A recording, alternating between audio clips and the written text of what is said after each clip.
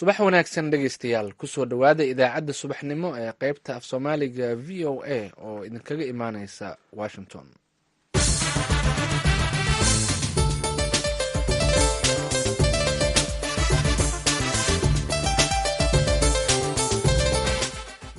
waa subax arbacaa bisha mayna waa 1 sannadka 2019 waxaanaad naga dhegaysanaysaan mawjadaha gaagaaban ee 16 midraband iyo bogga v o a somali.com. saacadda afrikada bari hadda waa 6 iyo barhkii aroornimo. idaacaddana waxaa idiin wada anigoo maxamed cabdi iyo nuur xasan nuur bukhaari.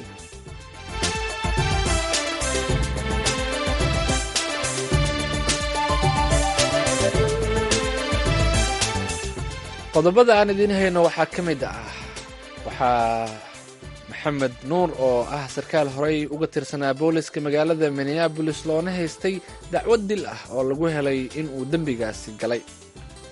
marka labo ayaa lagu helay, mid ah dilka darajada saddexaad oo ah in uu si arxandarro ah oo aanu nafta qofka uu ku dhaka jiray aanu kala jeclayn uu u dilay ulakac laakiin ma ahayn, iyo midkan aan sheegay saddexaad oo ah dil darajada saddexaad ah oo darajada labaad ah oo laakiin nooca laga maarmi karay ah. waxaad sidoo kale maqli doontaan ururka booliiska soomaalida maraykanka oo maxamed nuur ka tirsanaa oo niyad jab ka muujiyey go'aankii xirbeegtida. daadad xoog leh oo ka dhacay qaybo ka mid ah dalka kanada kuwaas oo dad badan barakiciyey.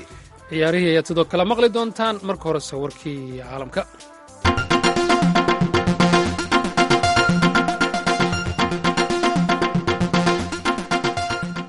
ammaanka magaalooyin badan oo ku yaala dunida daafaheeda ayaa maanta aad loo adkeeyey sababo la xiriira banaanbaxyada dhaca maanta oo kale oo ku beegan maalinta shaqaalaha adduunka ee 1 May. maalinta shaqaalaha adduunka ee 1 May ayaa waxaa sanad walba ay ururada shaqaalaha dunida sameeyaan dabaaldegyo ay ku xusaan xuquuqda shaqaalaha. in ka badan 80 wadan oo ku yaala dunida dacaladeeda ayaa maanta oo kale ay u tahay maalin fasaxa.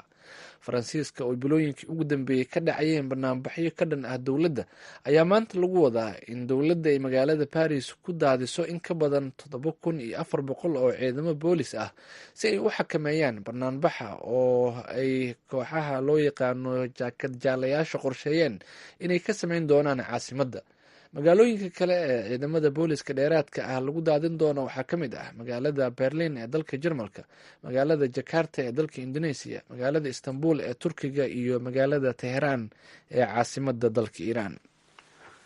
xeer ilaaliyaha guud ee Maraykanka William Barr ayaa lagu wadaa inuu maanta hortago guddi hoosaadka cadaaladda ee aqalka sanadka ee Koongareeska Maraykanka. Barr ayaa su'aalo la weydiin doonaa kadib markii ay soo baxday warbixintii dambi baadhaha gaarka Robert Mueller taasoo eegeysay faragelintii ruushka ee doorashadii Maraykanka ee sanadkii 2016. William Barr ayaa si aan shaki ku jirin ula kulmi doona su'aalo ku saabsan warbixin uu qoray wargeyska The Washington Post taasoo sheegaysa in Robert Mueller uu warqad u diray telefoonna uu kula hadlay xeer ilaaliye Barr isagoo u sheegay in warbixintii koobnayd ee William Barr uu ku soo koobay warbixintii dheereed ee Mueller ayna xambaarsanayn dhammaan nuxurkii baadhistaasi.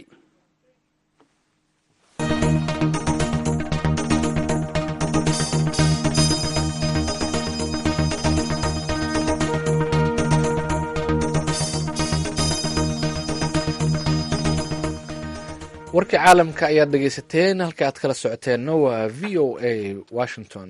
subax wanaagsan dhegaystayaal.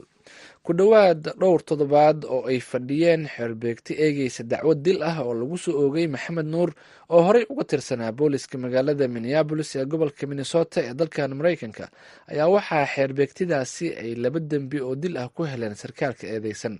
xeerbeegtida oo tiradoodu ay ahayd 12 ayaa go-aankaasi gaaray xalay. warbixin arrintaasi ka hadlaysa waxaa magaalada Minneapolis ka soo diray wariyaheena Maxamuud Mascade. goor dambe oo shalay ahayd ayaa xeerbeegti dhegaysanaysay dacwado ka dhana maxamed nuur oo Soomaali Maraykan ah horena uga tirsanaa ciidanka booliiska ee magaalada Minneapolis.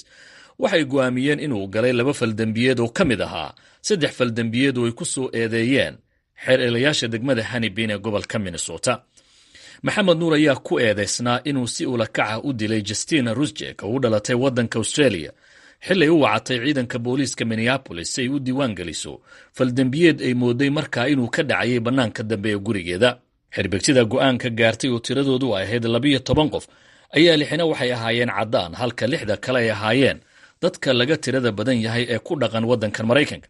waxayna isku raaceen in Maxamed Nuur uu geystay dil aan ula kac ahayn oo darajada heerka 3 oo loola jeedo inuu sababay qof aan kala jeclayn nolosha qofka uu dilay, iyo dil aan ula kac ahayn oo darajada heerka 2 kaasi oo laga baaqsan karay.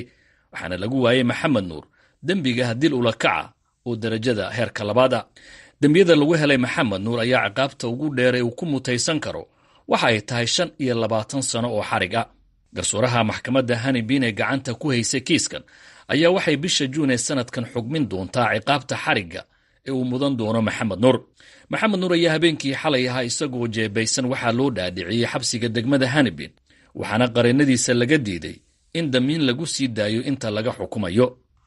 gobolka Minnesota oo la aasaasay sanadkii 1858 waa markii ugu horreysay inta la og yahay askari ka tirsan ciidanka booliiska lagu helo dembi dila uu geystay isagoo shaqadiisa ku jira. jaaliyadda Soomaalida ee gobolka Minnesota oo si dhow ula socday eedaha ka dhanka Maxamed Nuur iyo maxkamadayntiisaba waxay rajo weyn ka qabeen in Maxamed Nuur aan lagu heli doonin dembiyada lagu soo ogay sidii aan horeba dembiye loogu helin askartii isaga hortiis dilalka geystay iyagoo shaqadooda ku jira.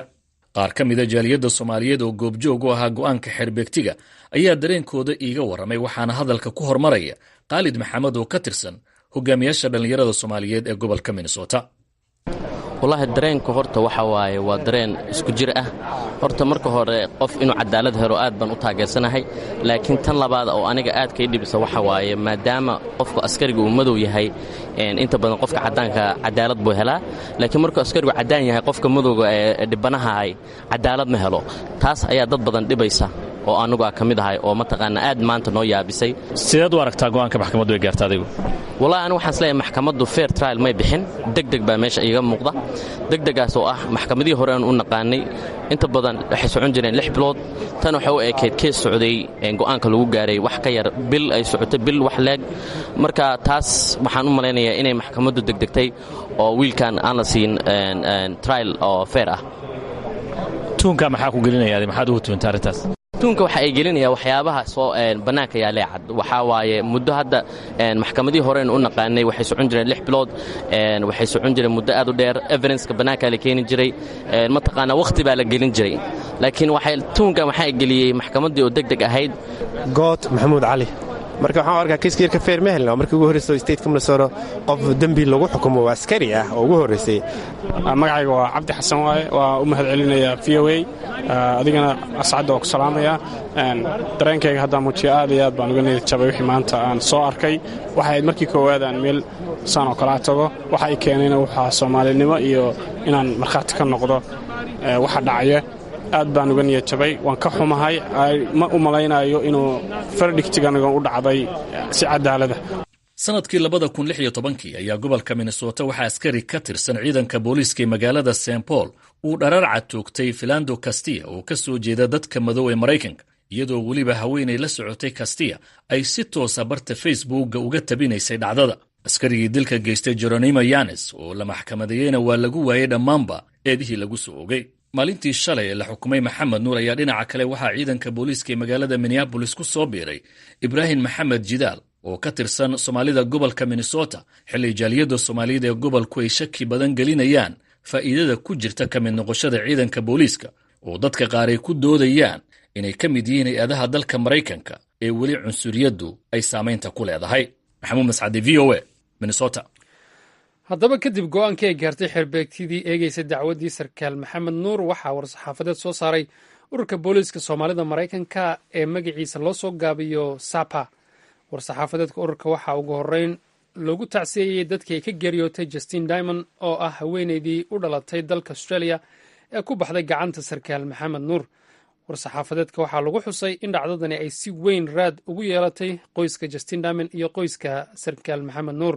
ururka SAPA waxaa kaloo war-saxaafadeedkiisa ku sheegay in sidii qallafsanayd ee dacwad ogayaasha degmada Hennepin ay u dabagaleen sarkaal Maxamed Nuur ay muujinayso inay jiraan waxyaabo kale oo aan ahayn in cadaaladda loo adeego. war-saxaafadeedka waxaa kaloo lagu yidhi in taariikh ahaan saraakiisha ka soo jeeda dadka laga tirada badan yahay ay la kulmi jireen la dhaqan ka duwan kuwa bulshada kale, islamarkaana ay keenayso niyadjab in weli ay waxaasi kasii jiraan ilaa lasoo gaadho sanadkan 2019. war-saxaafadeedka ayaa lagu yidhi in ururka sapa uu ka cabsi qabo raadka daran ee arrintaasi ku yeelanayso niyadda booliiska, islamarkaasna ay adkeyn doonto qaadashada saraakiil cusub oo bulshooyinka laga tirada badan yahay kasoo jeeda. ugu dambeyntii war-saxaafadeedka waxaa lagu yidhi in ururka sapa uu sii wadayo dhammaystirka yoolkiisa ah sidii uu is-aaminaad uga dhex dhalin lahaa bulshooyinka derisyada iyo ciidanka booliiska. mahadsanid sandheere. weli waxaan ku jirnaa wararka ku saabsan xukunka ama xeerbeegtida go-aanka ay ka gaareen askariga soomaaliga ah maxamuud nuure. haddaba go-aanka xeerbeegtida iyo waxyaabihii ay go-aankaasi u cuskadeen ayaan ka wareystay garyaqaan cabdiwaaxid sheekh cusmaan qalilne oo ka howlgala gobolka minnesota. galabta halkan minneapolis waxaa soo baxay go-aankii laga sugayey xeerbeegtida ee dacwadiisa dhegaysanaysay. wuxuu ku eedeysnaa 3 dembi oo dil ah. mid wuxuu ahaa dilka darajada 2 oo ah midka ugu khatarsanaa, haddii lagu heli lahaana ciqaabtiisu ay ahayd 40 sano.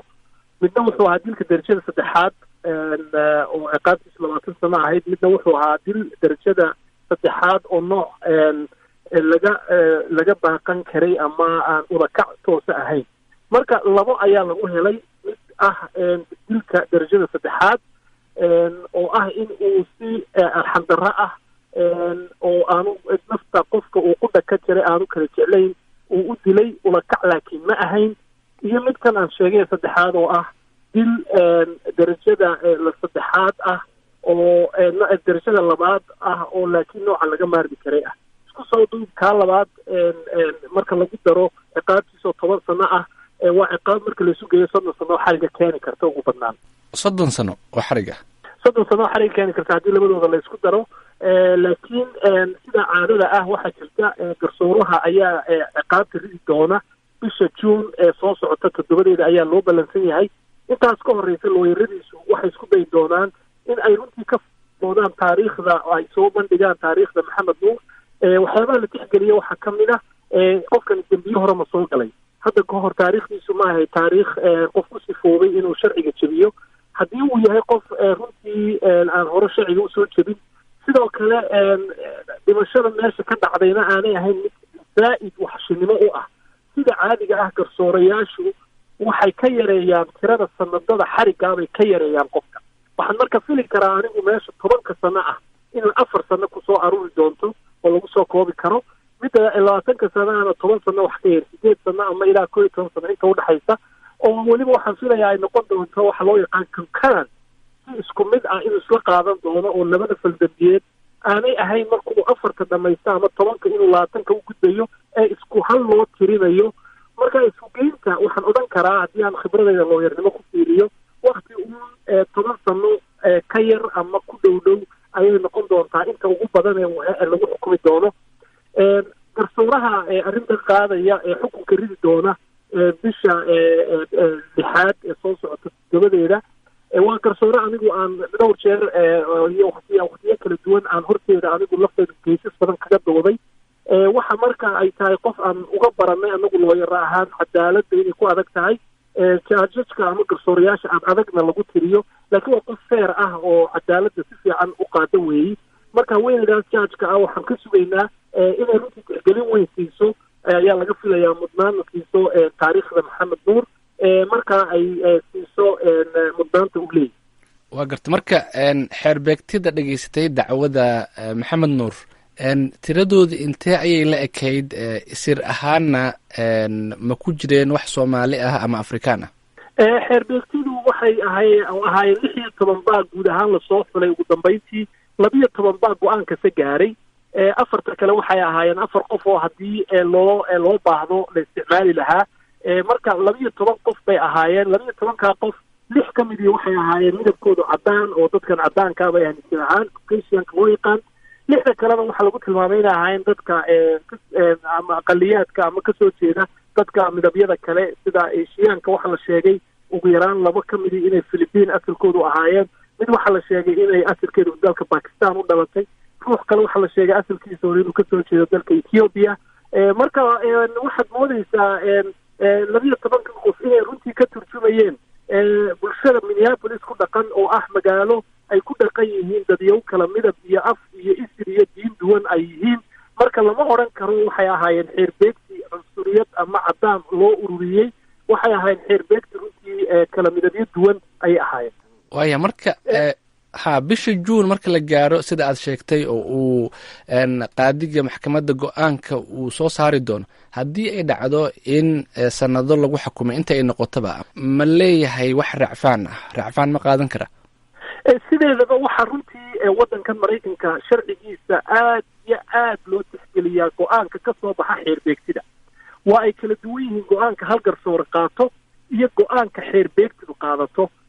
xeerbeegtidu waa 12 qof oo mid ka mid ah haddii uu diidi lahaa hadda ama ra'yigiisu ka duwanaan lahaa, xukunka dhan waxba kama jiraan buu noqon lahaa. marka mar haddii 12 qof oo isaga la asaag ah sida Soomaalidu sheegto oo macnaha magaaladan deganaa areadan, haddii 12 qof ay sidaa isla garteen, aad iyo aad bay u adag tahay in rafcaan laga qaato. rafcaanku wuu furan yahay qofka, rafcaanku wuxuu eegaa garsooruhu qalad ma sameeyey, cadaalad darra meesha ma ka dhacday, ma loo ogolaan waayey xaq uu lahaa Maxamed Nuur in la duudsiiyey ma dhacday intii uu ku jiray dacwadan iyo ogitaankeedu socdiya dhegaysigeedu. taasaa laga fiiriyaa. Maxamed Nuur 2 looyar oo aad iyo aad u khibrad badan buu watay, waxaana la filayay inay dad ahaayeen u fayajigan inay xuquuqdiisa ilaaliyaan. marka weli ma ogi waxay go-aankoodu noqon doono, laakiin way ku adkaan bay ila tahay inay rafcaan ka qaataan. kaasina waxa uu ahaa garyaqaan cabdiwaaxid sheekh cusmaan qalinle oo isagoo ku sugan gobolka Minnesota goordhoweyd khadka telefoonka igu warramay.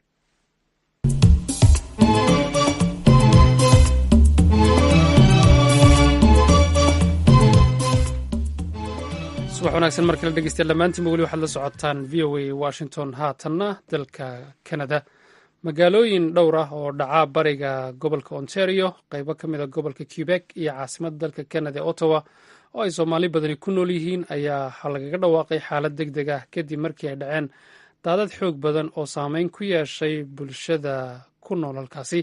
wariyaha VOA da dalka Canada Xuseen Nuur Xaaji ayaa warbixin arrintaasi ka hadlaysa magaalada Toronto ka soo diray.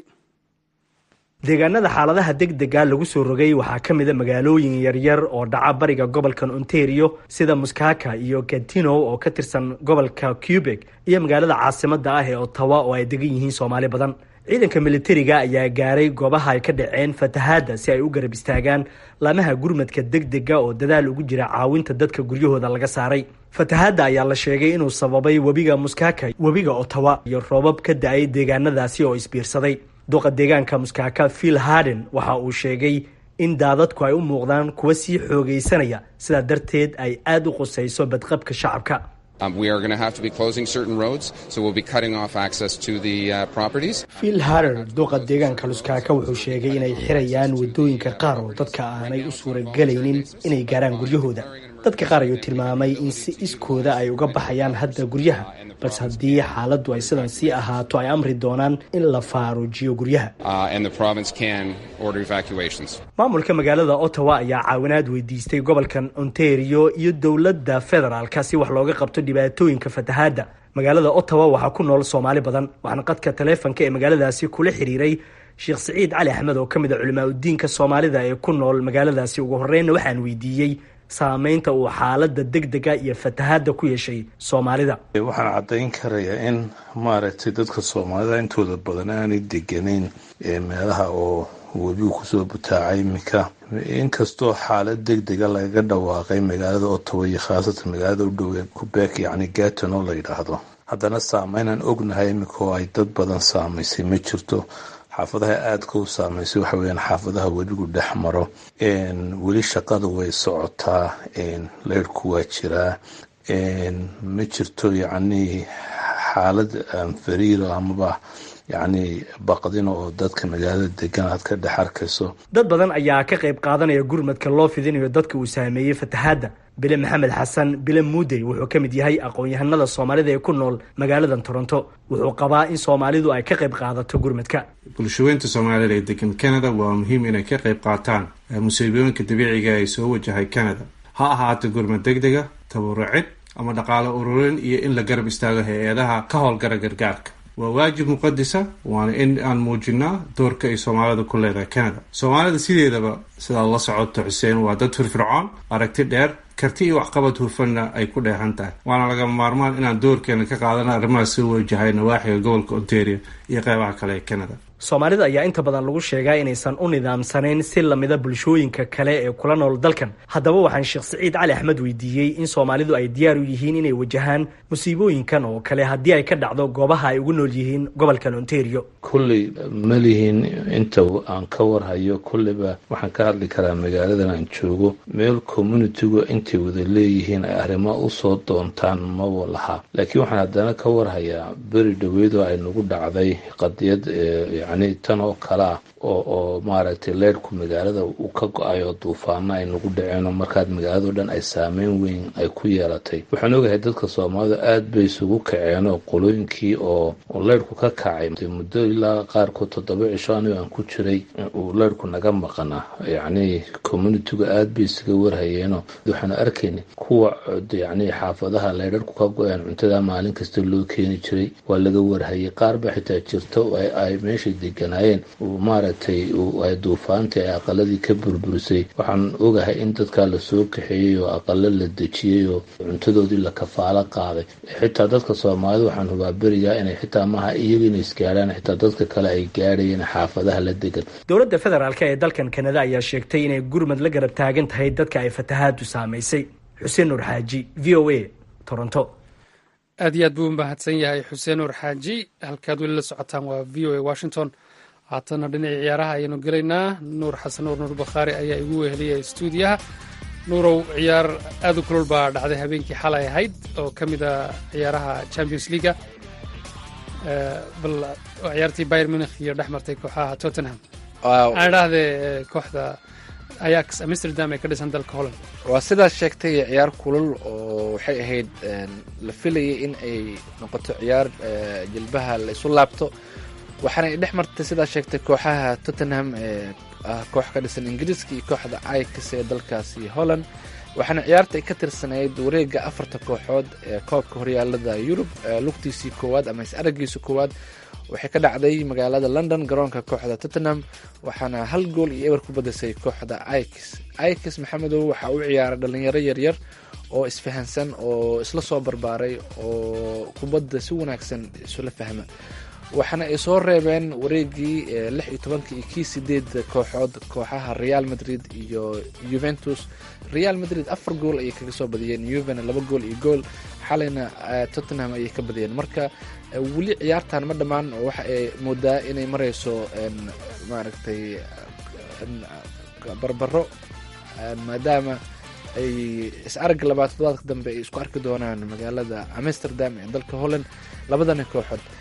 tababaraha kooxda tottenham waxa uu yidhi ciyaartu ma dhammaan, waxaa noo harsan 90 daqiiqo oo kale. waxaanan ku kalsoonahay in aan badin doono, laakiin mar haddii gurigoodii loogaga badiyey ilama ahan inay ku badin doonaan meel ay marti ku yihiin. ayax marka waxaa la leeyahay dhalinyaradani waxaa dhici karta inay gaaraan finalka ama ay koobka qaadaan. in ay soo gaaraan wareeganna waxaa ugu dambeysay muddo 10 sano ah. caawana kulan kale ayaa wax u dhex mari doonaa kooxaha liverpool iyo kooxdii barcelona. labadan kooxood waxa ay yihiin kooxo ciyaaryahano waaweyn ay u ciyaaraan sida lionel messi oo u ciyaara barcelona iyo maxamed saalax oo u safta kooxda liverpool. marka lama oga, mana la saadaalin karo maadaama ay ciyaaryahano culus ay u ciyaaraan. waana arki doonaa natiijada ka soo baxda labadaas kooxood ciyaarta caawa. waana usoo gudbin doonaa dhegeystayaasheenana. dhinaca kale haddaan u gudbo, mararka qaarkood kubadda cagta amaba bulshada ciyaaraha waxaa ku yimaada dhibaatooyin ama dhaawac xuna ama dhimasho ah.